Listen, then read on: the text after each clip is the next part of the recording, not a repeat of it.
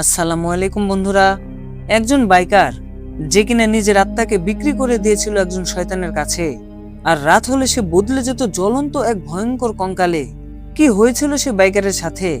সে কিভাবে এরকম ভয়ঙ্কর রূপে পরিণত হলো? এমনই একটি রোমাঞ্চকর অ্যাকশন কাহিনী নিয়ে আজকে হাজির হয়েছে তোমাদের কাছে।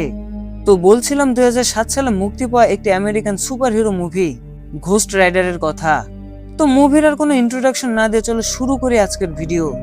তো মুভির শুরুতে আমরা দুজন স্ট্যান্টম্যানকে দেখতে পাই, যারা দুজনে ছিল বাবা আর ছেলে, আর তারা দুজনে শহরের বিভিন্ন সার্কাসের বাইক নিয়ে স্ট্যান্ড দেখাতো। এই ছেলেটি হলো মুভির মেইন ক্যারেক্টার, যার নাম হলো জনি। জনি মাঝে মধ্যে তার বাবার সাথে বাইক নিয়ে স্ট্যান্ড করতো। তবে একদিন শো করার সময় জনি তার গার্লফ্রেন্ড রক্সির দিকে তাকাতে গিয়ে অন্যমনস্ক হয়ে যায়।